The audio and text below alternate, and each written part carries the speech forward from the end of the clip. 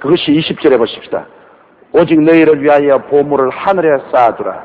저기는 좀이나 동록이 해하지 못하며 도적이 구멍을 뚫지도 못하고 열줄도 못하느니라. 우리는 하늘에 예금을 해놓을 수가 있습니다.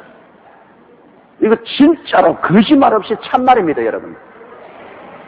하늘에 예금을 한다는 것은 우리가 11조를 드리고 또 다른 특별한 헌금을 드려서 하나님 사업을 위해서 쓰면 이것이 즉시로 하늘나라에 온라인으로 여러분 구자에 들어갑니다. 하늘나라에 여러분의 구자가 있어요. 여러분의 구자에 온라인으로 즉시 들어가서 그곳에 여러분의 보물이 쌓이게 됩니다. 그렇게 되면 자, 하늘에 있는 것은 이 세상에서 아무리 경제적인 변혁이 다가와서 환율이 높아지고 낮아지고 한다고 해도 하늘엔 조금도 상관없어요. 점도 못 먹고 동력도 못 쓰고 도적도 와서 훔치지 못해요. 하늘에 예금해 놓은 것은 여러분께서 필요할 때 부르시면 하나님께서 그것을 풀어주시는 것입니다. 사람이 무엇으로 심든지 그대로 거두리라 했는데 이미 심어난 것 하나님께 부르시면 하나님이 응답하지 않겠습니다. 하나님께서 하늘문을 열고 우리의 저금한 것을 따라서 우리에게 복을 주시면 우리가 위기를 처할 때 넉넉히 이겨나갈 수가 있는 것입니다. 하나님의 도움은 비단 돈을 줌으로 도와주는 것이 아니라 우리가 하늘나라에 예금해 놓으면 하나님은 어려울 때 하나님의 기적적인 방법으로 여러 가지 면에서 우리에게 도움이 다가오는 것입니다. 우리를 붙들어주고 이렇게 세워주는 것입니다. 정초가 되니까 사람들이 다 토정 비결도 보고 점도 치고 하는데 그건 왜냐? 사람이 너무 약해서 그렇거든요. 그러나 토정 비결을 보고 점을 친다고 해서 그것이 여러분 우리에게 무엇을 보장해 줍니까? 우리의 운명은 하나님이 쥐고 있지 이 세상에 귀신이 던지고 토정 선생이 가지고 있는 것도 아닙니다. 아무리 봐봤자 그 소용없는 일이요. 인간의 생사 화복은 하나님이 쥐고 있어. 알파의 오메가 되시고 처음과 나중에 되시고 시작과 끝이 되시는 하나님이십니다.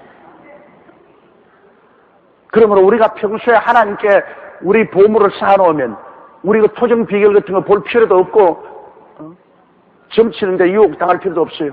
하나님께 내가 모든 것을 다 맡겨놓았으니 이제는 하나님이 나를 돌보아 주시기 때문인 것입니다.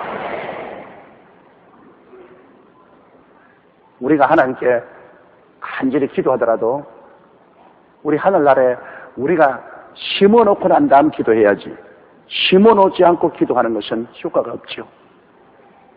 성경에 보면 고넬료 보십시오. 고넬료가 원래 기도도 많이 하고 구제도 많이 했더니 하나님께서 그것이 상달되어 기억한 바 되니까 하나님께서 고넬료의 집에 천사를 보내어서 베드로를 청해서 구원받는 복음을 듣게 했죠.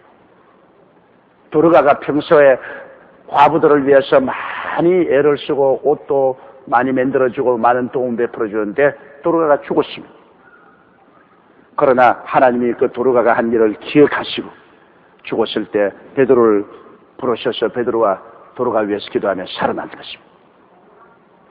우리가 하나님께 예금해 놓으면 하나님이 그 예금이 꼭 돈으로 오는 것이 아니라 구원으로 오기도 하고 치료로 오기도 하고 사업의 길이 열리게 만들어주기도 하고 특별히 도움을 받게 하기도 하고 하는 이런 희한한 역사가 나타나게 되는 것입니다. 그래서 하나님은 절대로 우리에게 공짜 서비스 받지 않습니다. 오병이어를 낸 소년에게는 12바구니가 되는 떡조각을 돌려줬지 않습니다. 배를 잠시 빌려준 베드로에게는 2배 가득 차게 생선을 채워서 주님이 돌려주지 않았습니다. 사렙다의 과부가 과자 한 조각, 물 한 그릇을 먼저 선지자 엘리야에게 대접한 적, 가뭄이 다 끝날 때까지 밀가루통에 밀가루가 떨어지지 아니하고 기름병에 기름이 마르지 않는 하나님은 절대로 공짜 받아가지 않습니다. 하나님은 우리가 하나님 위해서 한 일을 주님께서 전부 기억하고 계신 것입니다. 그러한다면 우리가 어려울 때 주님께 도움을 청하면 주님께서 그것을 기억하시고 주께서 도와주시는 것입니다. 이러므로 우리의 보물을 우리가 하늘에서 하되 어려울 때일수록 주님께 더 많이 헌금하고 11조 드려야 돼요. 좋을 때는 하나님의 도움이 많이 필요하지 않잖아요. 어려울 때는 하나님의 도움이 많이 필요하잖아요. 그러므로 하나님 도움이 많이 필요할 때니까 우리가 더 많이 심어 놓아야지. 하나님의 손에 더 많이 심어 놓아야지. 그러면 하나님께서 계속해서 우리에게 은총의 단비를 부어주시는 것입니다. 21절에요. 내 보물이 있는 그곳에는 내 마음도 있느니라. 우리가 믿습니다. 그걸 아무리 고함을 치고 뛰고 꿀리고 해도 진짜냐 가짜냐는 어디에서 보느냐? 내 보물이 어디에 있는가? 거기에 있는 것입니다. 내가 하나님께 11조도 안 드리고 하나님께 헌물도 안 하면서 참 믿습니다. 잘 믿습니다. 그 하나님은 또 가짜. 너 가짜. 괜히 육신으로 날뛰지 마라. 왜? 내 보물 있는 곳에 내 마음도 있다. 그 진짜입니다, 여러분. 여러분 남편이 월급 받아와서 여러분에게 월급 봉투채 주고들랑 남편 여러분 사랑한 줄 아십시오. 사랑하지 않은데 부인에게 월급 봉투채 안 줘요. 그러나 월급 받아와서도 돈 안 주고 자기가 포켓에 딱 넣어 가지고 있고 생활비 달라면 눈물만 좀 내주고 하면 그건 조금 사랑하는 겁니다. 전혀 사랑하지 않은 사람은 한 푼도 안 줘요. 그냥 월급 받아서 지 다 써버리고 한 푼도 안 준다고. 물질이라는 것이 여러분 그냥 가는 건 아닙니다. 물질은 우리 인간 생활에서는 몸의 피와 같습니다. 물질이 돌아가지 않으면 생활이 죽어요. 오늘 우리 한국이 이렇게 비참하게 된 것은 물질이 안 돌아가기, 돈이 안 돌아가기 때문에 그런 것입니다. 이 어려울 때 여러분 우리에게 돈을 빌려준 나라가 누굽니까? 우리나라를 그래도 사랑하는 나라들이 돈을 빌려주지 우리나라를 미워하는 나라는 돈 한 푼도 안 빌려줍니다. 내 물질이 있는 곳에 내 마음이 있다. 그 말은 정말 참말이면서 알아야 돼요. 그래서 우리가 부모에게 효도한다 하면서 부모에게 아무것도 해드리는 것이 입술로만 가지고서 부모 사랑합니다. 위해서 기도합니다. 그것은 효도가 아니에요. 꽁치 대가리 한 마리라도 가져가야 됩니다, 여러분. 그게 효도하는 증거예요. 내가 생활비 얼마라도 갖다 드리면서 내가 부모를 공경한다 해야 그게 정령이 되는 것이지. 아무것도 내가 희생적으로 물질로서 부담하지 않으면서 사랑한다는 말은 그거는 소용이 없는 말인 것입니다. 허공을 치는 것입니다. 이렇기 때문에 우리 하나님도 여러분 물질을 가져오는 사람 보시고 너 사랑에 진실하다고 주님께서 인정하시고 예수님께서 연복회 옆에 섰다가 과부가 자기가 가지는 전 재산을 넣는 것 보고 이 여자가 하나님을 가장 많이 사랑했다고 그러십니다. 제일 적기는데요. 아니라 다른 사람들은 다 부자라 부유한 가운데서 얼마가 넣었지만은 이 여자는 자기 가진 것 전부 다 넣었다. 그러므로 이 여자는 하나님을 크게 사랑한다고 말하셨습니다. 우리 사랑은 물질로서 죄입니다. 눈에 안 보이는 사랑이 눈에 보이는 물질로서 죄는 것입니다. 이렇기 때문에 우리가 하나님을 사랑한다고 헛되이 말해도 소용이 없습니다. 하나님은 그 헛되이 말한 것으로 그것을 인정하지 않습니다. 내 물질이 있는 곳에 내 마음이 있나니라. 내가 하나님께 마음이 있고 하나님을 사랑하면 내가 어찌인지 하나님 제일 주의로 나갔어. 내가 가장 어려울지라도 하나님 제일 먼저 승입니다. 하나님을 먼저 대접하는. 그럼 하나님이 그걸 보고 내가 나를 사랑하는구나. 제가 나를 사랑한 적 내가 저를 근절이라. 또 물질로 하나님을 공격하면 내가 내 이름을 정말 아는구나. 내 이름 값을 하는구나. 그러면 내가 너를 높이려. 하나님은 사랑하는 자를 건져주고 하나님의 이름을 아는 자를 높여주시지. 그렇지 않은데 하나님 괜히 가서 아무나 돌봐주는 것은 아니죠. 그러니까 여러분 오늘 이 시간에 내가 정말 하나님을 얼마나 사랑하는가,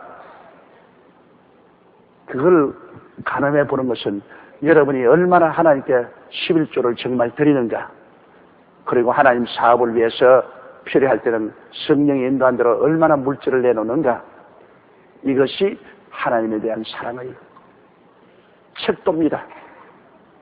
그것은 세상에서 서로 얼마나 사랑하는가 척도도 되고, 우리가 하나님을 얼마나 사랑하는가의 척도도 됩니다. 하나님이 물질이 없어서 여러분께 물질 달라는 거 아닙니다. 하나님은 여러분의 사랑을 재보고 싶어서 그러는 것입니다.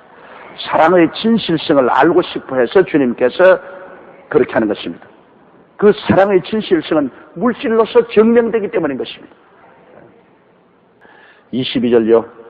눈은 몸의 등불이니 그러므로 내 눈이 성하면 온 몸이 밝을 것이요. 이 몸에는 아무것도 안 보이잖아요. 눈이 보아서 지시하니까 손으로 이것도 쥐고 저것도 쥐고 발로 걷지. 눈 딱 감으면 뭐 손이 있어도 캄캄하고 다리가 있어도 캄캄해요. 눈이 어두우면 여러분 얼마나 답답하겠습니까?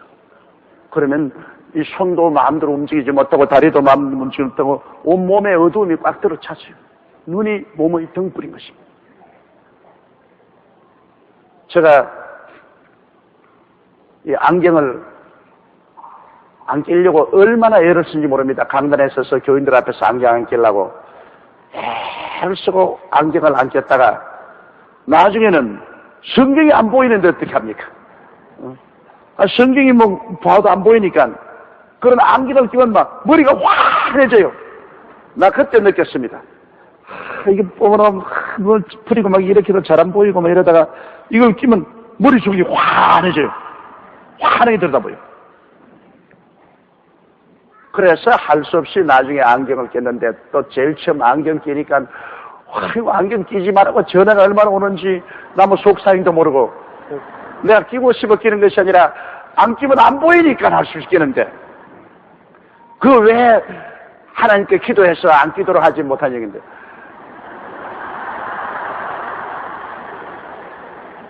하나님께서 자연 법칙에 넣는 것은 아무리 기도해도 젊게는 안 만들어 주시오. 내가 늙어서 안경을 끼게 되는데 어떻게 합니까? 젊은 사람이 안경을 끼게 되면 그때는 하나님께 기도를 하고 고쳐달라고 하지만, 내 나이 먹어서 시력이 점점 사라짐으로 끼는 것은 그건 어찌할 도리가 없죠. 이러므로 여러분, 눈이 밝으면 온몸이 환하게 밝은데 눈이 어두우면 참 괴로워요. 내가 우리 성도집에 신방을 하나 갔는데 나를 초청한 그 주인이 눈이 그냥 안 보이는 정도가 아니라 전혀 안 보여요. 사람의 형태만 이렇게 보죠. 그래서 대접을 하고 이제 그날 밥상에다가 이제 불고기 굽는다고 그걸 갖다 놓고 안 구워진 날고기하고 구운 고기하고 이렇게 들어가는데, 아니 자꾸 날고기를 집어먹는다 말입니다. 내가 너무너무 안 됐어요. 나하고 같이 이제 겸상으로 앉았는데 구워놓은 걸 먹어야 되겠는데 안 보이니까 그냥 젓가락으로 날것을 줍는데, 내가 그 날것입니다 쥐지 마십시오 그 말을 하고 싶어도 또 자존심 상하게 할까 싶어서 내가 말을 못하죠. 또 그분은 날고기를 찍어놓고 난 다음에 입에 넣은 거 받아낼 수 없으니까 내 앞에서 날고기를 또 그대로 또 먹는다고 싶어가. 그래서 내가 그날 밥 먹으면서 아예 재미없었어. 그냥 늘 괴로웠어요. 그 사람 숟가락에만 가면 다리 졸락졸락해. 지금 또 날고기 해가지고 하나 씹어가지고. 이 세상에 우리가 눈을 밝히 떠서 볼 수 있다는 것만 해도 하나님께 얼마나 감사한지 몰라요. 우리 감사하려면 참 감사할 게 너무나 많아요. 눈은 몸의 등불이니 그러므로 내 눈이 성하면 온 몸이 밝을 것이요. 23절요. 눈이 나쁘면 온 몸이 어두울 것이니 그러므로 내게 있는 빛이 어두우면 그 어두움이 얼마나겠냐. 그런데 우리 속에 빛이 없으면 우리 영혼의 눈이 빛인데요. 그 빛이 누굽니까? 예수님이 빛 아닙니까? 우리 속에 예수님이 없으면 캄캄 절벽이요. 예수님이 안 계시면. 예수님이 안 오시면 어디서 와서 왜 살고 어디로 가는지 전혀 몰라요. 그게 뭐 완전히 인생이 두루뭉술이지. 눈을 감고 있으면 어디, 뒤가 어디고 앞이 어디고 어디로 가는지 모르는 것처럼 예수님이 우리 영혼의 빛입니다. 영혼의 눈입니다. 예수님이 우리 영혼의 눈이기 때문에 예수님을 모시고 척 사물을 보면은 모든 것이 다 잘 보여요. 과거를 들여다보아도 저 아담 하와 때부터 다 보여요. 하나님이 인생을 지으시고 그리고 인간이 하나님 빼받으면 타락하고 고통하는 이 모든 것 다 보이고 예수님을 모시고 눈을 뜨고 보면은 하나님의 아들 예수님이 오셔 십자가에 못 박여 몸을 찢고 피를 흘려서 우리를 어떻게 구원해 주시는지도 환하게 보이고 예수님을 딱 우리가 빛으로 보면 이 세상에 사는 것이 저거는 잘 됐다, 저거는 못 됐다, 저기는 잘 간다, 저거는 못 간다 하는 거 다 분별할 수 있어요. 예수님이 빛이 되시니까. 그리고 우리가 죽음 저 건너편도 예수님이 우리 영혼의 빛이 되시기 때문에 예수님을 통해서 보면 저 죽음 건너편이 보여요. 우리가 요단강 건너편 저 영생의 나라도 환하게 보인다. 그러므로 이 예수님이 없으면 얼마나 캄캄하고 답답한 삶을 사는지 몰라요. 그냥 땅만 내려다보고 그저 육신의 정욕과 안목의 정욕과 이 세상 자랑만 따라 살아요. 세상의 부귀영화 공명만 찾고서 그것만 자꾸 끌어안고 살다가 순식간에 이 세상을 떠나게 되면은 영원한 지옥으로 떨어져 버리고 말아요. 그러므로 여러분은 눈을 뜬 사람들이 된 것을 하나님께 찬미해야 되는 것입니다. 영 안이 열렸어요. 영의 눈을 가지고 있어요. 여러분의 영의 눈이 바로 예수님인 것입니다. 다른 분이 아닙니다. 예수님이 있을 때 영의 눈이 뜨이고 예수님이 없으면 영의 눈이 감기는 것입니다. 그 다음 24절요. 한 사람이 두 주인을 섬기지 못할 것이 혹 이를 미워하며 저를 사랑하거나 혹 이를 중히 여기며 저를 경히 여기며 너희가 하나님과 재물을 겸하여 섬기지 못하리라. 우리 최하실 목사님이 내게 이 이야기를 늘 했어요. 황해도에 한 처녀가 있었는데 청혼을 양코스 받았어요. 아주 부잣집에서 청혼을 했습니다. 며느리를 삼겠다고. 그랬는데 아주 부자인데 그 아들이 병신이요. 몸이 병신이 아니라 정신적으로 병신이요. 그래서 사람이 똑똑지 못해요. 그런데 또 한 대 붙어서 청혼을 받았는데 그 아들이 일본에 가서 인류대학에 공부를 하고 나와서 관리로서 일을 하는데 굉장히 똑똑한 사람인데 집안이 퇴락해가지고서 물질이 없어요. 가난해요. 그 양쪽에서 구원을 받고 나니까 양손에 똑 쥐었단 말이에요. 한 집에는 부자니까 들어가면 아주 물질 많이 가지고서 뚱뚱하게 잘 살겠고 또 한쪽에 가면 그 남편이 일본서 대학을 맡아 나오고 지금 관리로 있는데 앞으로 성지연하고 하면 또 잘 살겠고 둘 중 다 놓기 싫어. 그래가 고민을 하니까 그 딸이 아주 멋있는 해답을 가지고 나왔어요. 엄마 너 양쪽에 다 시집 갈래? 부자에게도 시집 가고 그 교육 많이 받으면서 시집 갔어. 살기는 교육 많이 받은 사람하고 살고 밥 먹기는 부잣집에 가서 밥 먹고 똑같이 부잣집 아들하고 꼭 같아. 예. 이론상으로 될 것 같지만 실제로 되나요? 살기는 자기가 좋아하는 교육 많이 받은 남자하고 살고 밥 먹고 생활하기는 부잣집에 가서 살겠다. 그건 얼토당토입니다. 두 주인을 섬길 수 없어요. 둘 중에 한 사람을 선택해야 됩니다. 우리 최 목사님이 늘 그것을 비유로 들어가지고서 두 집에 시집 못 가는 것처럼 두 주인 못 섬긴다 그런 말을 한 것이 기억이 난대요. 사람이 두 주인을 어떻게 섬깁니까? 아무래도 사람은 마음이 하나밖에 없기 때문에 두 주인을 못 섬겨요. 사람은 마음이 하나밖에 없기 때문에 사랑도 둘, 셋 동시에 하지 못해요. 이슬람교도들 보면은 이슬람교들은 최소한도 아내를 4사람 가질 수가 있습니다. 또 몰몬 교도들은 아내를 많이 가져요. 몰몬 교도들은 한 말이 부활의 날에 남자가 아무개야 나오라 하고 여자 이름을 안 불러주면 여자가 부활을 못한대요. 그 여자가 부활을 하려면은 반드시 시집을 가야 되기 때문에 남편에게 의지해야 되므로 한 남자가 여자를 많이 거느리고 있어요. 그다음 부활의 날에 하나씩 불러주면은 전부 다 부활할 수 있으니까. 또 이슬람교에서도 여자를 여러 명 하고 있는데 그 이슬람교에서는 조건이 있습니다.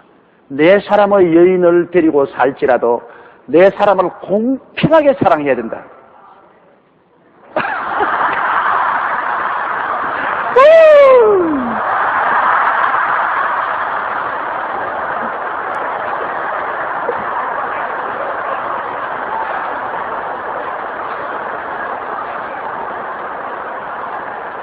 아멘병이 걸렸어. 아멘병이 걸렸어. 무엇인지 아니에요.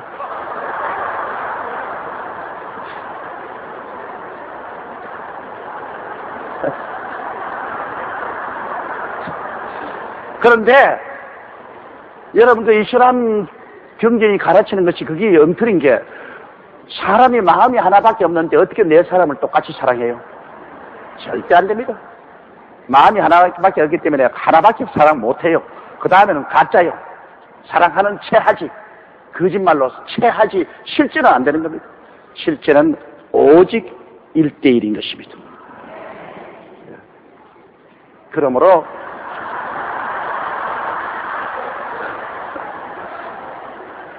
우리가 주인을 둘을 못 섬기는 것은 주인을 섬기는 마음이 하나밖에 없기 때문에 한 주인을 진짜로 섬기면 다른 주인은 가짜로 섬겨야 된다. 똑같이 못 섬겨요.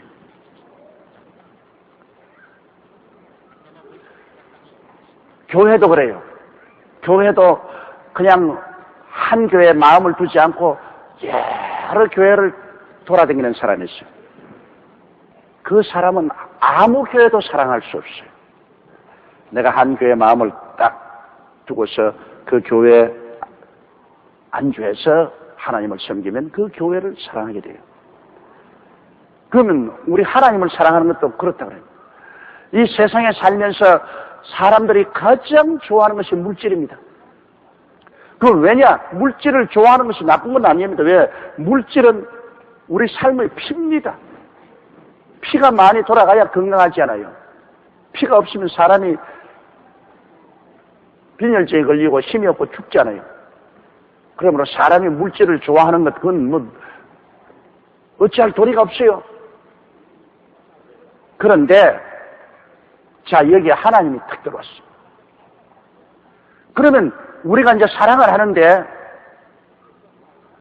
하나님도 사랑하고 물질도 사랑한다. 이건 거짓말인 거예요. 사람이 마음이 하나밖에 없는데, 하나님도 사랑하고 물질도 사랑한다. 그건 도저히 안 되는 것입니다. 그러므로 여기에서 우리의 마음에 갈등이 생기는 것입니다. 그러면 마음을 다하고 뜻을 다하고 정성을 다하고 목숨을 다하여 주 너희 하나님을 사랑하라고 했는데 그럼 하나님을 내가 전적으로 사랑하고 물질보다 하나님을 더 사랑한다는 증거를 그 방법을 어떻게 하냐. 그래서 하나님이 그 문제를 해결하기 위해서 내놓은 것이 11조인 것입니다. 너희 하나님이 준 10개 중에 하나는 하나님께 드리라. 그것만 하면은 문제가 해결되는 것입니다. 내가 하나님을 먼저 사랑하고 그 다음 물질을 내가 사용한다. 그렇게 사람의 마음에 변화를 가져오시는 것입니다. 하나님이 그 해결 방책으로 11조를 정한 것입니다. 그러므로 11조를 안 드린다는 것은 그건 누가 무슨 말을 해도 하나님 사랑 안 한다는 겁니다. 세상을 하나님보다 더 사랑한다는 것입니다. 그러나 11조를 드리면 그건 누가 뭐라고 말해도 하나님을 내가 먼저 사랑한다. 물질보다 하나님을 사랑한다는 증거가 되는 것입니다. 그래서 하나님께서 이 11조 문제를 심각하게 다루는 이유가 거기에 있는 것입니다. 하나님을 내가 정말 사랑하느냐? 그렇다면 증거를 내놓아라. 그것이 11조. 하나님 무리하게 뭐 너 있는 거 다 내놓아라. 그래야 날 사랑한다. 그렇게 말씀하는 것은 아닙니다. 너희 11조를 하나님께 드리면 네 마음이 하나님께 있고 하나님을 사랑하는 것이 되고 하나님을 주인으로 섬기는 것이 된다.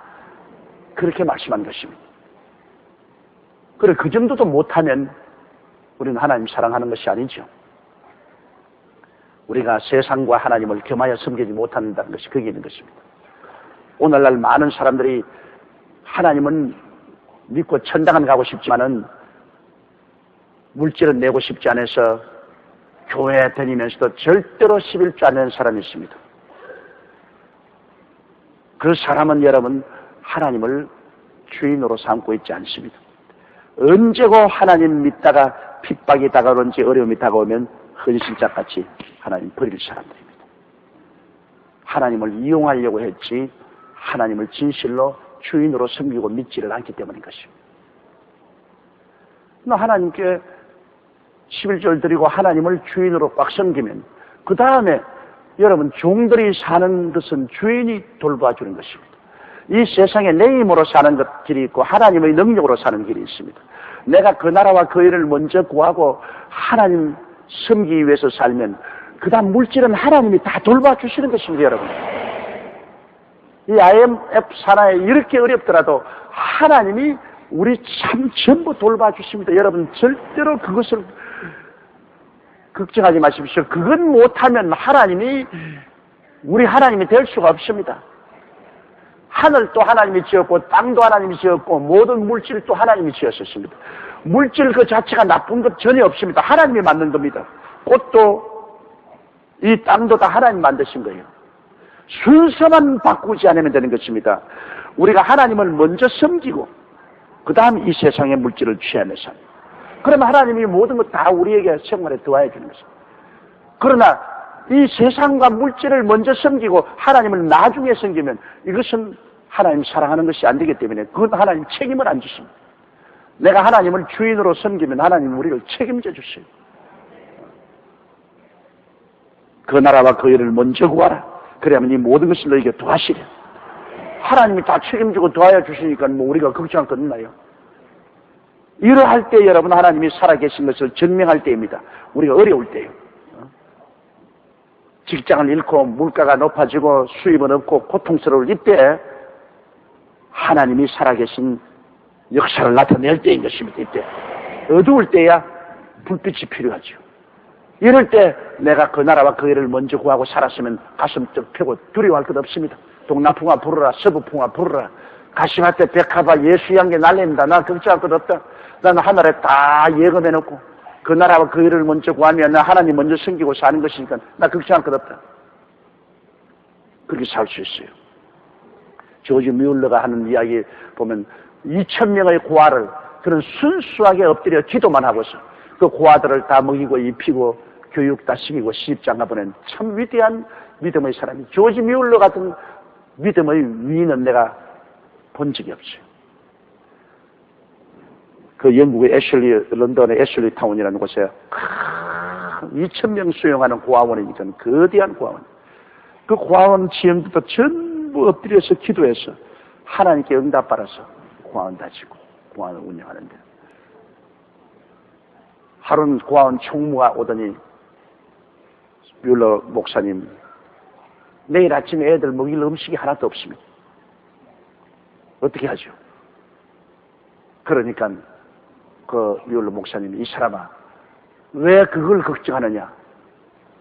우리가 하나님을 먼저 섬기고 하나님의 의를 구하면서 살아왔으니 이 고아들의 아버지가 누구냐? 하나님이 고아들의 아버지 아니에요. 자식 못 먹이는 아버지 보았느냐? 하나님이 고아들의 아버지인데 무슨 걱정이냐? 너하고 나하고 오늘 기도, 이 차풀에 들어가서 오늘 철야 기도하자.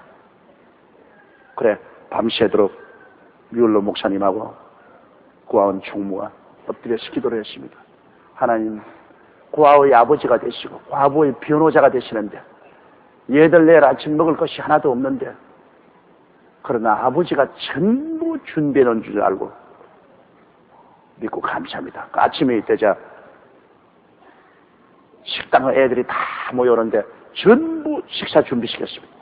전부 테이블 다 깔아놓고 그리고 나이프, 스푼 다 놓았습니다. 칼도 다 놓고 다 먹을 준비.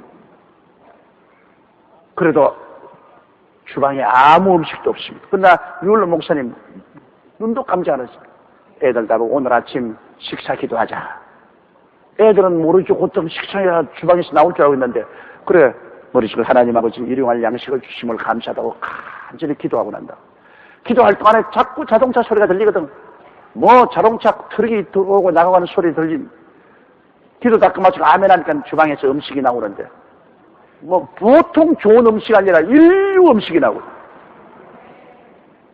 그래 당연히 아버지가 주실 줄 알았지만은 어디서 왔냐 하니까 그날 밤에 런던에서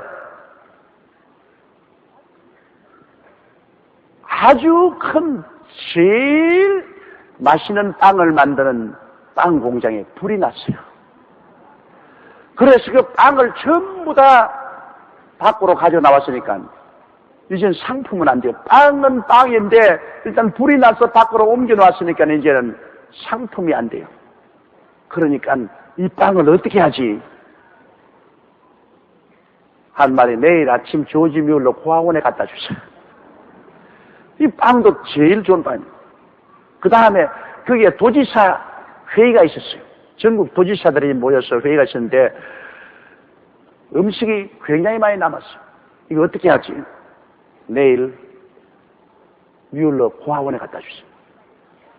그래서 아침에 빵 가게에서는 빵 오고 도지사 파티에서는 맛있는 음식 오고 아예 그냥 인류 파티가 됐어요. 하나님이 먹을 것 다 예배해 주세요. 그 다음에 뮬러 목사님 한 말이 고아등에 어린 애기들이 있는데 가난한 애기들, 유아들, 고아들이 갖다 키웁니다. 추운 겨울에 보일러 고장이 났어요. 그럼 애들 다 얼어 죽어요, 이제. 그러니까 그 보모들이 와가지고서 이 보일러에 불을 안 떼면 애들 다 얼어 죽는다고 이러저기네. 걱정할 것 없다고. 우리 아버지가 기후를 다 주장하는 것이니까 걱정하지 말고 애들 그대로 보일러 이 불을 그치고 내가 고칠 테니까 그대로 애들 돌보라. 그리고 그는 성경책 가지고 하나님께 엎드려 기도해서 하나님 이 어린애들이 1시간만 불을 안 떼면 다 얼어 죽습니다. 그러나 보일러는 이제 고장이 나서 고쳐야 됩니다. 고치는데 한 일주일 걸립니다. 하나님 돌봐 주시옵소서. 그 기도를 드리는데 그만 엘니뇨 현상이 일어났어. 그 다음 날부터 얼마나 갑자기 런던이 따뜻해졌던지 모든 사람들이 겨울 옷을 다 걸어놓고 봄옷을 내입었어요. 이거 도대체 어떻게 되냐? 너무나 북풍이 거치고 그냥 답답한 동남풍이 불어가 겨울이 다 사라지고 그래서 사람들이 봄옷을 가리고 일주일 내내 보일러가 다 고칠 때까지 따다다가 보일러가 다 고쳐서 새로 불을 떼기 시작하자 참 바람이 내리불어. 그 사람들이 이 기후가 미쳤다. 봄옷을 내입었다가 불이 났게 다 갖다 놓고 겨울옷으로 돌아가더니 하나님이 역사하십니다. 하나님이 여러분 손을 내미시는데 무엇이 두렵겠습니까? 하나님이 우리와 같이 하시면 누가 우리를 대적하리요? 그 아들을 아끼지 않고 우리에게 주시니까 그 아들과 함께 무엇을 선물로 주지 않습니까? 가장 중요한 문제는 우리가 하나님에 대한 태도인 것입니다. 우리가 하나님을 먼저 섬기면 하나님은 우리를 돌봐 주시는 것입니다. 하나님을 진실한 주인으로 삼고 물질보다도 하나님을 먼저 섬기면 물질은 하나님이 대해주는 것입니다. 아무리 물질이 많아도 그 물질을 섬기지 않고 하나님을 섬기면 그 물질은 얼마든지 하나님 필요하면 사용할 수 있으니까 물질 가지고 하나님이 우리 원망 나쁘다고 말하지 않습니까? 돈을 사랑함이 일만하의 악이 되나니라고 말했습니다. 돈을 사랑하는 것이요, 돈이 일만하의 뿌리가 아닙니다. 돈을 사랑하는 마음이 일만하의 뿌리가 되는 것입니다. 하나님보다도 돈을 사랑하면 그것이 일만하의 뿌리가 돼요. 그건 하나님을 사랑하면 돈은 참 좋은 겁니다. 많을수록 더 좋아요. 그 돈을 가지고 더 많은 사람을 도와줄 수 있으니까 얼마나 좋아요. 하나님을 사랑하면 돈은 좋은 것입니다. 그러나 하나님을 사랑하지 않으면 돈은 일만하의 뿌리가 되는 것입니다. 자, 그럼 25절요. 그러므로 내가 너희에게 이르노니 목숨을 위하여 무엇을 먹을까 무엇을 마실까 몸을 위하여 무엇을 입을까 염려하지 말라. 목숨이 음식보다 중하지 아니하며 몸이 이복보다 중하지 아니하며. 목숨이 음식보다 중하고 몸이 이복보다 중하다.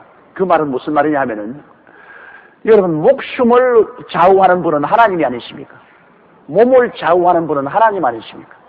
그 목숨과 몸을 하나님께 의탁해 놓으면 그 다음에는 무엇을 먹을까 무엇을 입을까 무엇을 마실까는 자연적으로 해결된다, 그 말인 것입니다. 아, 내 목숨 내 것으로 삼고 내가 무엇을 먹을까, 몸을 내 몸으로 알고 내가 무엇을 입을까, 내 목숨 내 몸 내가 하면 그럼 쥐가 다 준비해야죠. 그러나 음식보다 목숨이 더 중요하니까 이 목숨은 하나님께 내놓고 이복보다 몸이 더 중요하니까 이 몸을 하나님 섬기기 위해서 내놓으면 그 다음 하나님이 목숨을 먹이시고 몸을 입히시는 것입니다. 내 중심으로 살면은 내가 인생길을 닦아나가야 됩니다. 내가 하나님 중심으로 살면 하나님이 닦아놓은 길을 걸어가게 되는 것입니다. 여러분, 내가 인생길을 닦아서 가려면 얼마나 고통스럽습니까? 나 하나님이 닦아놓은 인생길을 걸어가는 것이 얼마나 쉽습니까? 수고하고 무거운 짐진 자들은 다 내게로 오라. 내가 너희를 쉬게 하리라. 그 능력이 있기 때문에 그런 말씀하시지, 능력도 없는데 그런 말하면 순 엉터리죠. 하늘과 땅의 모든 권세를 가지신 예수님이 내가 너희를 쉬게 하려고 말하셨으니 얼마나 좋은 일인 것입니까? 26절요.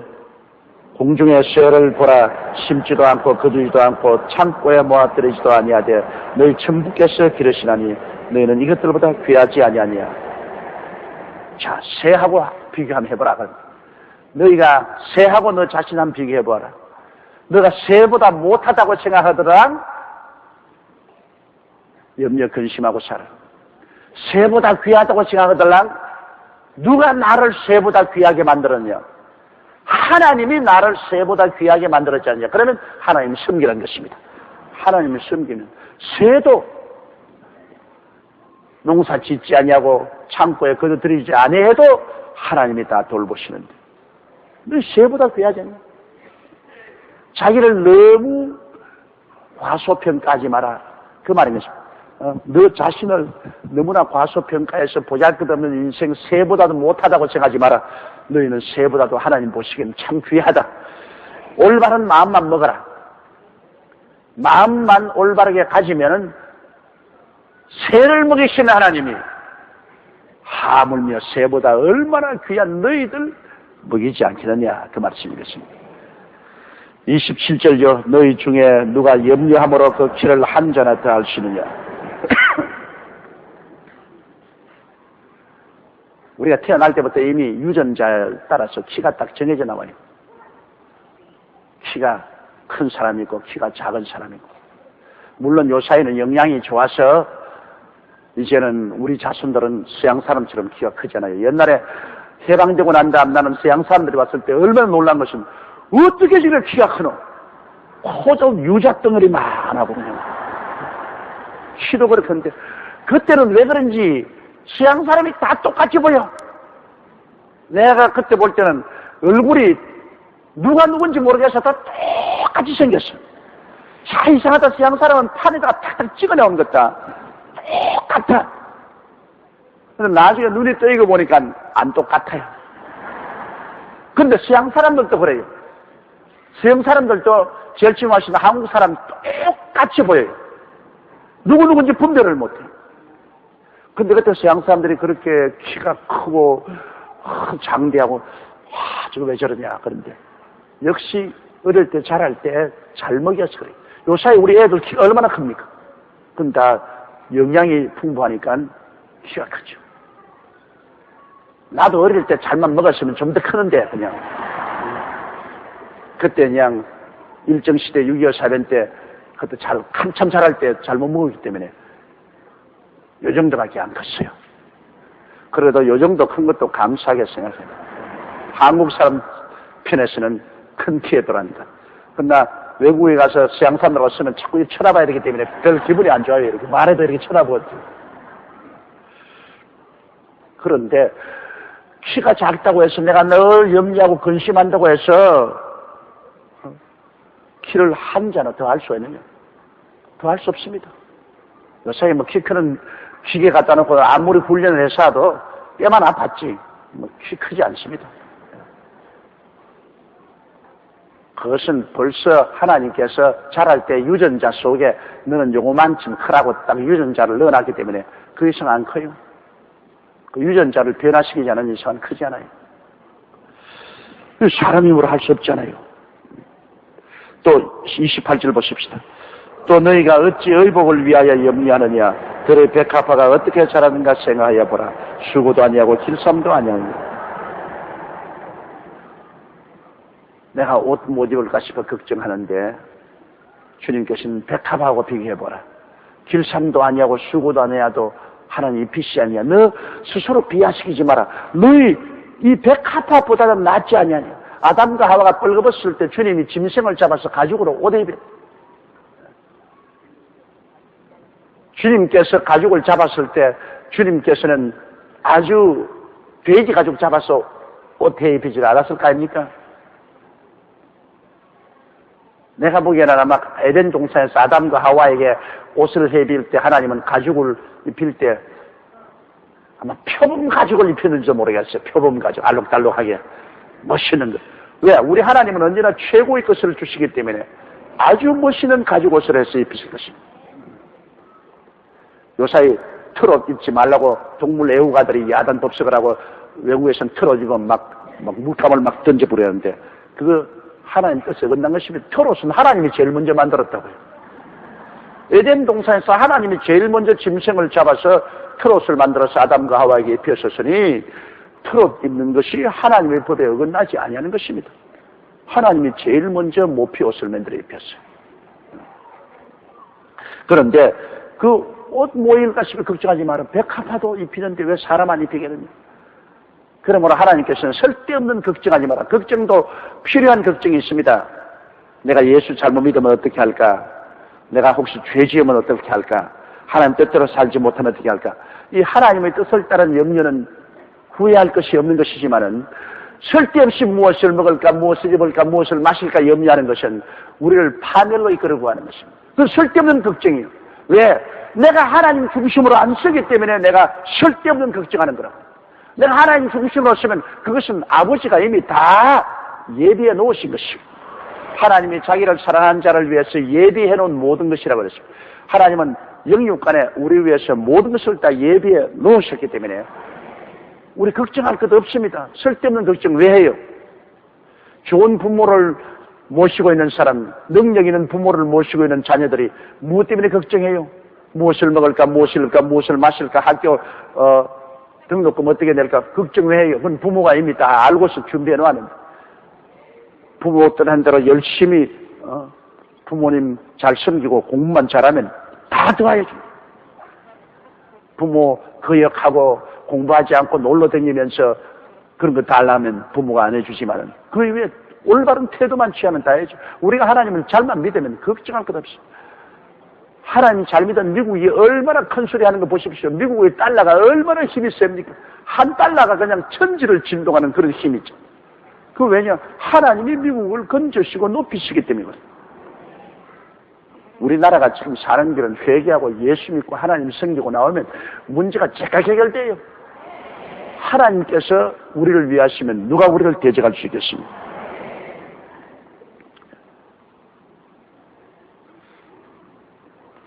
우리 29절 한 절만 더 하십시다. 그러나 내가 오늘 너희에게 말하는 이 솔로몬의 모든 영광으로도 입은 것이 이 곧 하나만 받지 못했느니라. 솔로몬이 이스라엘 왕 중에는 가장 영화로운 왕인데 그가 얼마나 화려하게 집을 짓고 화려하게 살았던지 에티오피아의 여왕이 와서 보고 감탄을 했습니다. 내가 듣던 것보다 실제 와보니 그보다 훨씬 더 영화롭다고 말하셨습니다.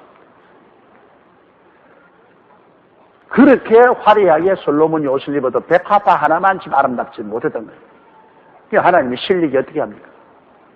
그러면 백합화, 오늘 있다가 내일 아궁이에 던지올 그 백합화도 입히는데 너희 사람 안 입히겠느냐?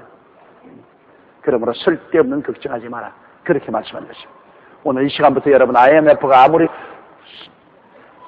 대차게 불어와도 하나님 믿는 사람들은 쓸데없는 걱정하지 마시기 바랍니다. 우리는 환경을 따라서 살지 않습니다. 우리는 하나님 쳐다보고 사는 것입니다. 우리는 세상에서 오는 떡을 가지고 살지 않습니다. 하나님께서 나온 말씀을 가지고 사는 것입니다.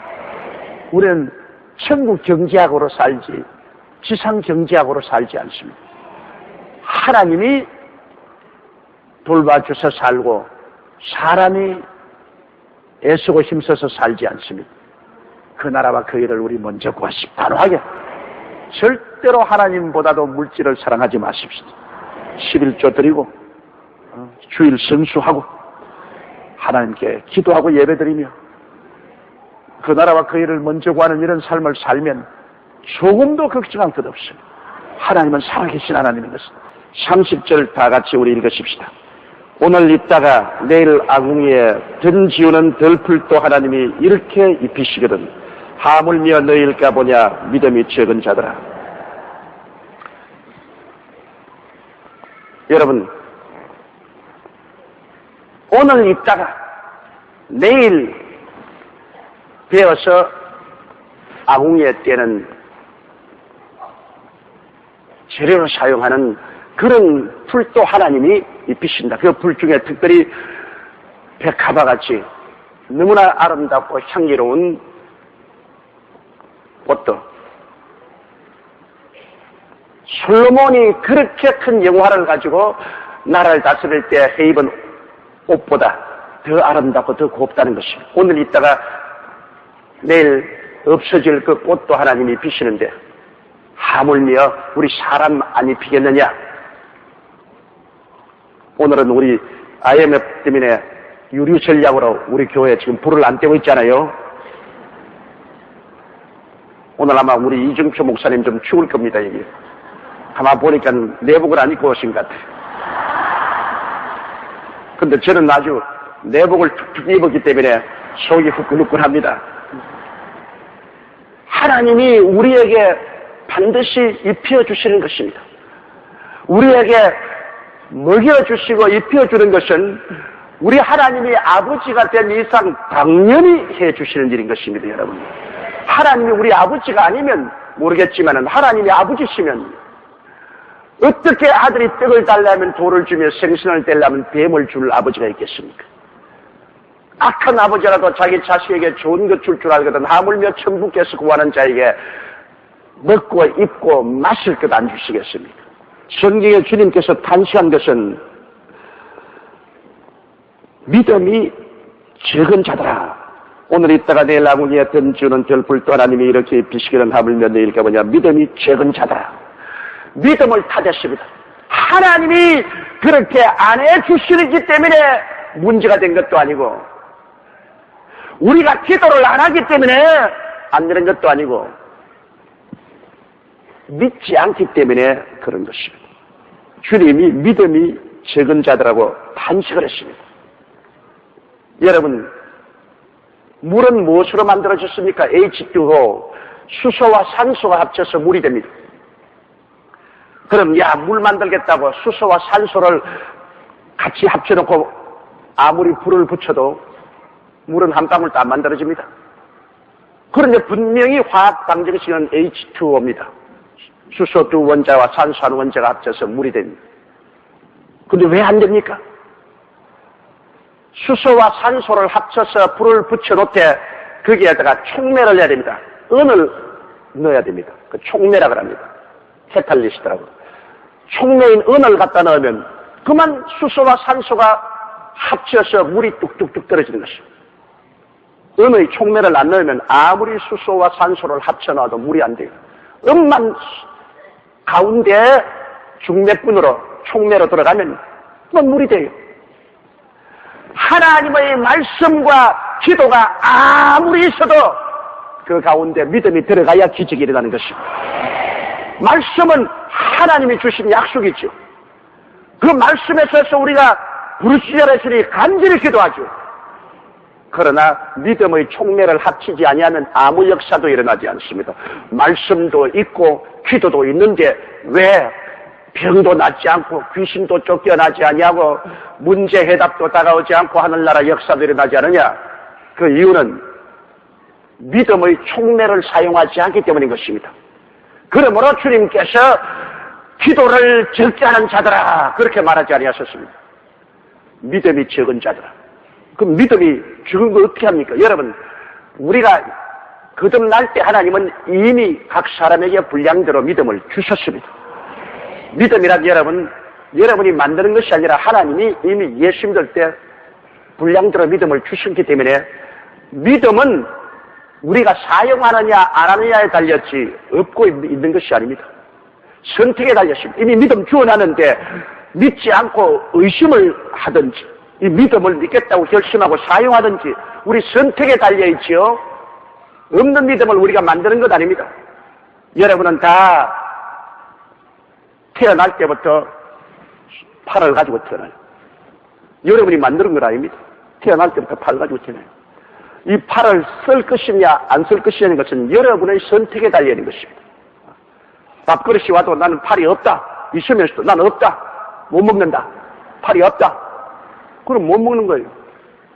그러나 팔이 있는 것을 알고 내 손을 내어서 밥을 먹으면 되는 거예요.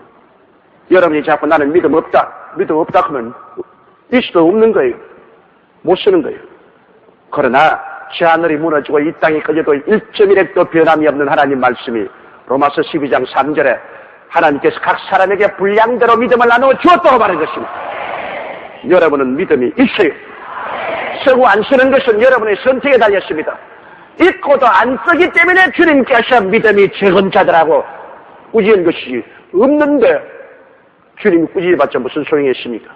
옆에 있는 분들에게 당신은 믿음이 있습니다. 그렇게 말씀하십니다. 그러므로 오늘부터 믿기로 작정하시기를 주의 이름으로 축원합니다. 우리가 기도할 때 믿어야 돼요. 그러면 말씀과 기도가 기적을 만들어내는 것입니다. 우리 주님께서는 하나님이 우리의 먹을 입을 것 마실 것 안 도와준다고 탄식도 안 했습니다. 우리가 기도 안 한다고 탄식도 안 했습니다. 믿지 않는다고 탄식하셨습니다. 이 믿음이 적은 자들은 여러분 그러므로 예수 안 믿는 사람들은 믿음이 없어요. 예수 안 믿는 사람들에게는 하나님이 거듭나지 않았기 때문에 믿음을 준 적이 없습니다. 이러므로 예수 안 믿는 사람들은 제 오감각으로 살아야 됩니다. 보고 듣고 냄새 맡고 맛보고 촉감 가지고 그리고 노력으로 살아야 됩니다. 그러나 우리 예수 믿는 사람만은 유독이 제 육감으로 삽니다. 육감은 바로 믿음인 것입니다. 나의 의인은 믿음으로 말미암아 살리라. 뒤로 물러가면 내 마음이 저를 기뻐하지 아니라. 오늘 우리 한국이라는 세계 속에 경제적인 한파가 들어왔습니다. 막 세상에 그냥 경제적인 한파로서 매일 라디오, 텔레비, 신문이 칠갑입니다. 그냥 IMF 칠갑이. 그리고 실상 점점 물가가 높아집니다. 2배, 3배로 높아지고 기름값 올라가지요. 곡물 올라가지요. 채소값 올라가지요. 생필품 올라가지요. 안 올라가는 게 없어요. 낮아지는 게 없습니다. 거기에다가 직장 잃어가지요. 참으로 이 세상은 요란하고 어렵습니다. 이 세상은 어떤 세상입니까? 하나님 없는 먼 나라입니다. 탕자가 여러분 아버지 집에서 재산을 모아서 먼 나라로 가십니다. 그 먼 나라에는 아버지의 그림자도 안 비칩니다. 오늘 세상 사람들의 마음속에는 하나님의 그림자도 없습니다. 먼 나라에서입니다. 그 먼 나라에서는 하나님이 없기 때문에 믿음이 없어요. 먼 나라에서 믿음이 없이 인간의 수단과 방법으로 살아보려고 발부둥을 치고 야단을 합니다. 그러나 큰 기근이 다가왔는데 인간의 힘으로 해결이 되나요? 점점 돼지 소굴로 내려가는 겁니다. 그것밖에 없어요. 먼 나라에는 아버지가 없습니다. 오늘날 먼 나라에는 하나님 아버지도 예수님도 성령 삼위일체 하나님이 계시지 않아요. 그러나 여러분은 먼 나라에 있지 않습니다. 여러분은 하늘나라에 들어와 있는 것입니다. 예수를 믿음으로 하늘나라에 와서 아버지와 아들과 성령이 계십니다. 그러므로 이 먼 나라 가운데 살면서도 우리의 가슴 속에는 하늘나라가 들어와 있는 것입니다. 그러면 우리는 먼 나라에서 살지 않고 하늘나라에서 살기 때문에 세상 사람과 사는 모습이 다릅니다. 세상 사람은 인력으로 살 때 우리는 믿음으로 사는 것입니다. 그러므로 IMF 한파가 우리에게는 상관이 없어요. 우리는 왜 하늘나라를 통해서 살기 때문인 것입니다. 세상 먼 나라에서 살고 있지 않습니다. 우리는 하늘나라를 통해서 살고 있습니다. 여러분 속에 예수 믿음으로 하늘나라가 와 있어요. 여기 있다 저기 있다니 말아 하늘나라는 너희 안에 있나니라. 예수를 구주로 모신 여러분은 다 미니 천국입니다. 미니 버스 있지요? 여러분은 적은 미니 천국입니다. 임금 대신 예수님이 왕으로 계시고 여러분은 그 왕의 백성이니까 임금과 백성이 합쳐지니까 미니 천국이죠. 그러므로 여러분 보통 사람 아닙니다. 나는 먼 나라에 있는 것이 아니라 하늘나라가 내 속에 들어서 이래 봬도 나는 적은 천국, 미니 천국입니다. 천국이면 하나님 아버지께서 천국의 역사를 베풀어서 하나님이 다스리기 때문에 하나님이 무엇을 먹을까, 무엇을 입을까, 무엇을 마실까도 공급 못하는 하나님이겠습니까? 공중의 새도 먹이시고 덜풀도 입히시는 하나님이 내 속에 임금이 되시고 내가 그 백성이 되어서 미니 천국입니다. 여러분 오늘 예배 마치고 차 타러 올라가던 야 미니 천국이 차를 탄다 그렇게 말하십니다. 그리고 집에 들어가달랑 미니 천국이 집으로 돌아왔다. 밥상을 받으실 때는 미니 천국이 밥을 먹는다. 실제로 여러분 미니 천국이라고 이거 웃기는 소리가 아니라고요. 이 미니 천국이 모여서 큰 천국이 되는 것입니다. 한 사람 한 사람 여러분 미니 천국이 여의도수 모무회라는 큰 단위의 천국이 이루어져 있는 것입니다. 옆에 있는 분들에게 말하십시오. 당신은 미니 천국입니다.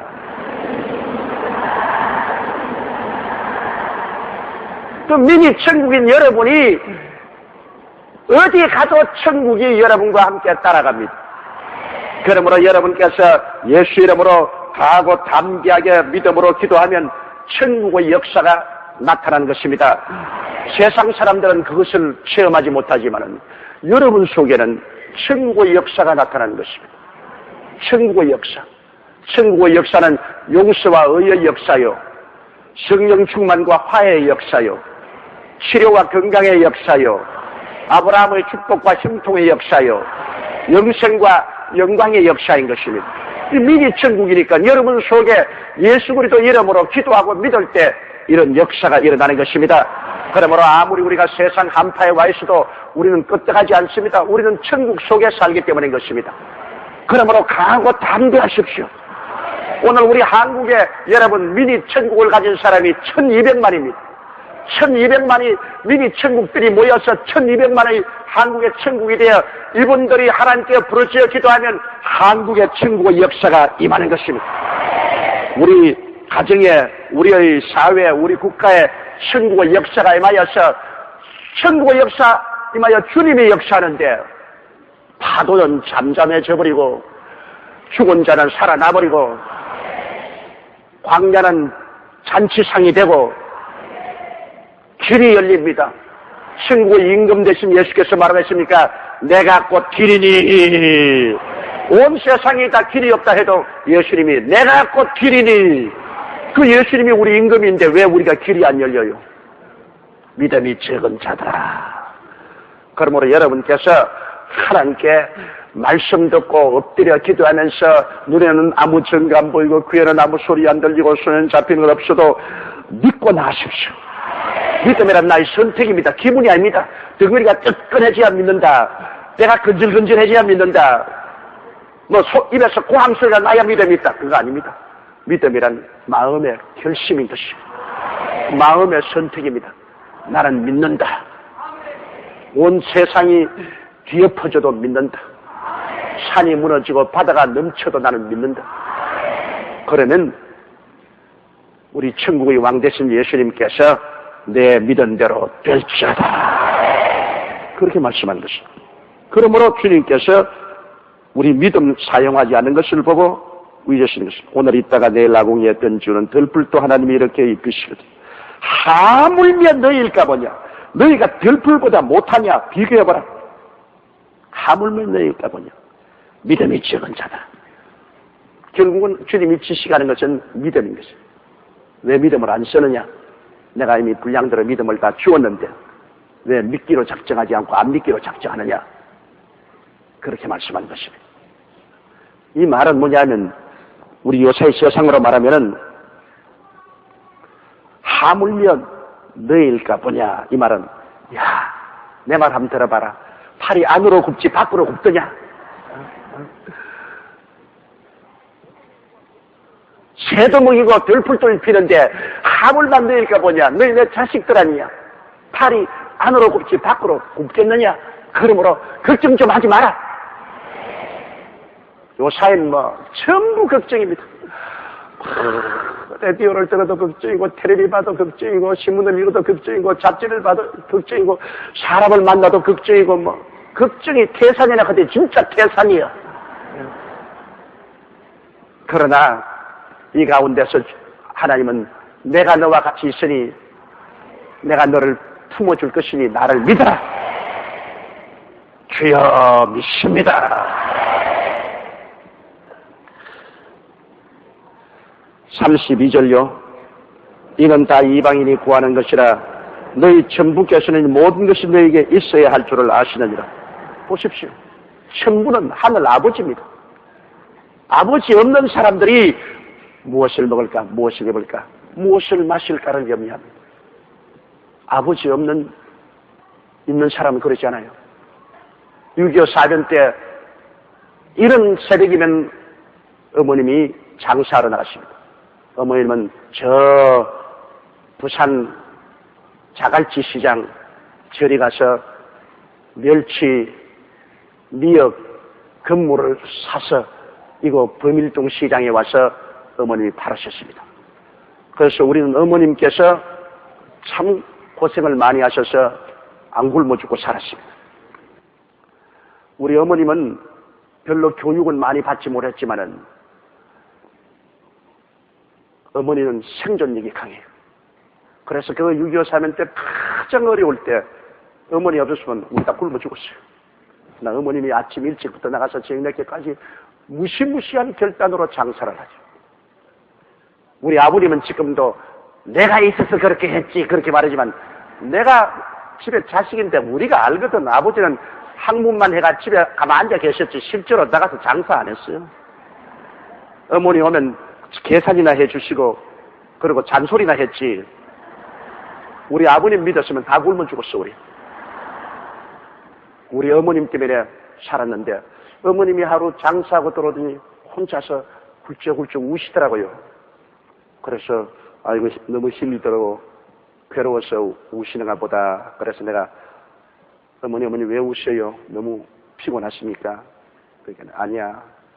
오늘 아침에 내가 아침 일찍이 장사를 나가는데 부엌에 어느 여관집 부엌에 빨간 것 3개가 있어. 부엌에. 그래서 이 빨간 게 뭐냐고 곁에 가서 보니까 피란 옷 안 내려와 부모 잃은 어린아이들이 너무 추우니까 부엌으로 센 놈이 기어 들어가 가지고 있어. 상반신은 부엌 안에 들어있는데 빨간 것은 엉덩이에 옷을 입은 것이 없으니까 5살, 6살쯤 되는 엉덩이를 벗었으니까 엉덩이가 얼어가지고서 달처럼 팍, 그 추운 겨울에 상반신만 강아지처럼 부엌에 들어가 있고 엉덩이는 밖으로 이렇게 바라고 나오가 팍 얼어붙어 있어. 자식 가진 엄마로서 너무너무 불쌍해서 눈물이 앞을 가린다고.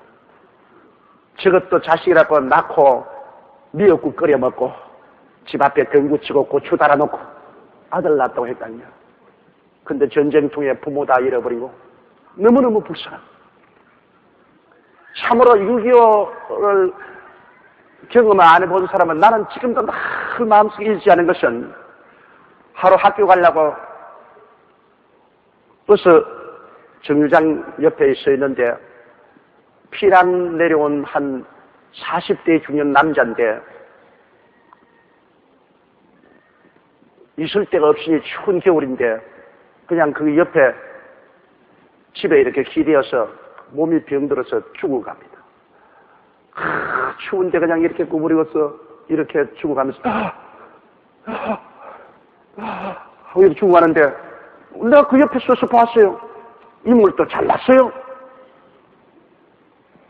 내 생각에 이분의 아버지 어머니는 누굴까?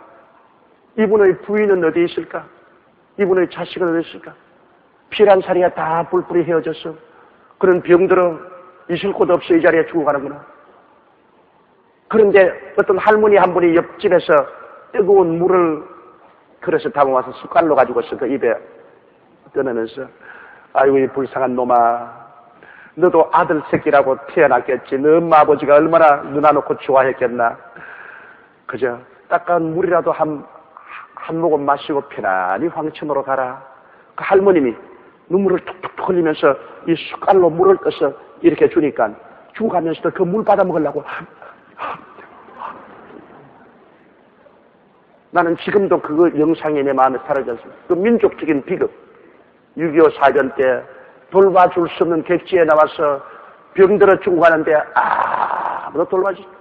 그때는 뭐 죽기 아니면 살기이기 때문에 그렇게 죽어가도 아무도 관심을 기울이지 않습니다.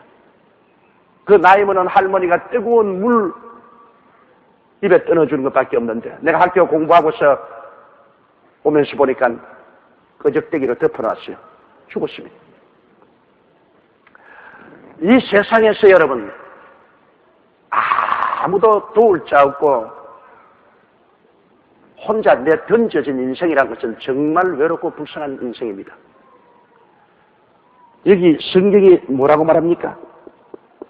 이방인들은 아버지가 없기 때문에, 하늘 아버지가 없기 때문에 혼자서 뛰어다니면서 무엇을 먹을까, 무엇을 입을까, 무엇을 마실까, 어떻게 살고 이렇게 동분서주하지만은 너희는 하늘 아버지가 있지 않느냐? 왜 아버지 없는 것 같이 생각을 하느냐? 너희 왜 이방인이냐? 너 이방인 아니지 않느냐? 너희 하늘 아버지가 있지 않느냐? 너희 아버지가 너에게 먹을 것, 입을 것, 마실 것, 필요한 것 다 알고 계신다. 그렇지 않아요? 6.25 사변 때 우리는 9 형제가 아니지만은 우리 어머니 아버지가 계셨기 때문에 비록 잘 살지는 못했어도 어머니 아버지 계셨기 때문에 우리를 돌봐줘서 그래도 먹여주고 입혀주고 살려주고.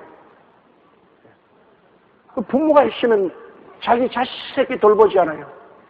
자식 새끼 돌보지 못하는 부모가 있습니까? 짐승도 자기 자식 새끼는 돌봅니다. 나는 미국에서 오리 잘못 건드렸다가 오리에게 찢겨 죽을 뻔당했어. 골프장에 갔는데 오리 2마리가 새끼를 거느리고 호수 주위에 있어요. 하도 새끼가 귀엽기 때문에 내가 새끼 한번 잡아보려고 뛰어가니까 잡혀가니까 새끼가 뿅뿅뿅 하더니 퐁퐁퐁퐁 물에 다 떨어져. 그런데 딱 오리가 2마리가 돌았었는데 보니까 눈이 보통 눈이 아니에요.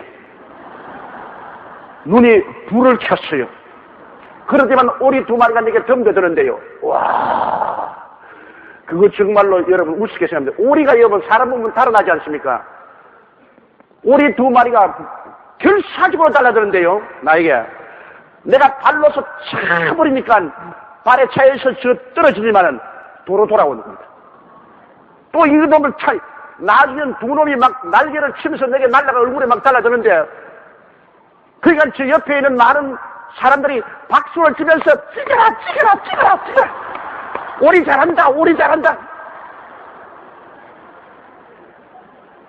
그래가 주먹으로 치고 발로 차다가 나중에 할 수 없어. 그러면 난 살리러 그냥 따라갔다. 오리가 뒤로 물러가면 괜찮겠는데, 그렇게 주먹으로 때리고 발로 차도 뒤로 물러가지 않습니다. 나 떨어져가서는 또 돌아오고 낭 떨어가 또 돌아오는데, 보통 오리는 절대로 그렇게 안 해요. 자식이 있으니까, 새끼가 있으니까, 새끼를 보호하겠다는 그 일념에 사람에게 덤벼듭니다. 소련의 유명한 문어인 고리키가 하루는 개를 데리고 산보를 하는데 나무에서 새 새끼 한 마리가 떨어졌어요. 개가 그 새끼를 먹으려고 달라니까 조그마한 새가, 어미새가 무서운 총알 같이 와서 개에게 부딪히는데 개를 쫓고 올라가서 또 개에게 쫓더니만 나중엔 지쳐가지고서 그 새끼 곁에서 푸득푸득푸득하고 죽어가더랍니다. 그 고리기가 지금 글에 있습니다. 그래서 그는 거기에서 모성애의 장엄함을 느꼈다.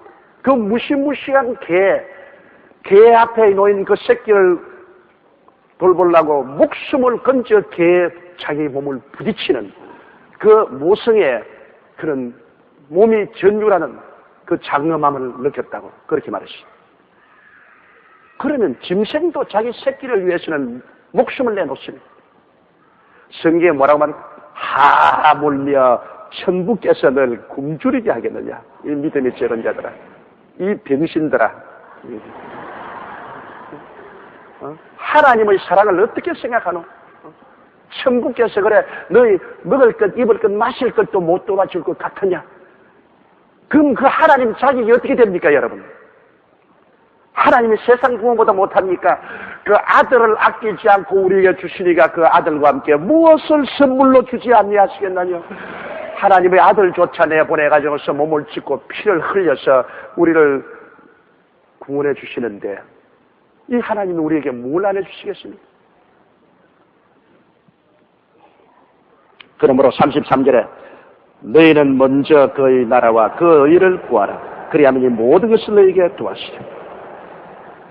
그러므로 여기 주님께서 우리에게 말씀하는 것은 우리 인생의 순서를 올바르게 하라. 먼저 할 건 먼저 하고 나중 할 건 나중 하라.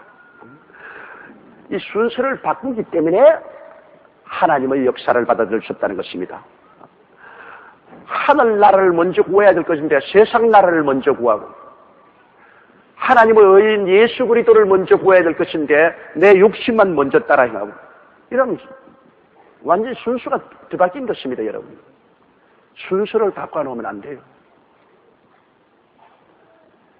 오늘 가정에도 순서가 있지 않습니까? 아버지가 있고 자녀들이. 순서를 바꿔놓으면 콩가루 집안이 되죠. 옛날에 우리 어릴 때 자랄 때는 참으로 가끔 가다가 이 과자나 과일 같은 거 들어오면 너무나 먹고 싶었어. 그런데 어머님이 꼭 하신 말씀이 아버님 오시거든. 아버지가 먼저 다 보시고 난 다음에 그 다음 너희들이 먹어라. 너희 먹어라. 우리 어머님께서 절대로 아버지 오시기 전에는 우리에게 그 손을 못 대게 해요. 그래서 그때 우리가 배운 것은 집안에 질서가 있는구나. 먼저 아버지가 남바왕이고 그 다음에 우리구나. 나 지금도 기억이 나요. 하루 저녁에 누가 그때는 계란이 참 귀했는데 계란을 가지고 왔어.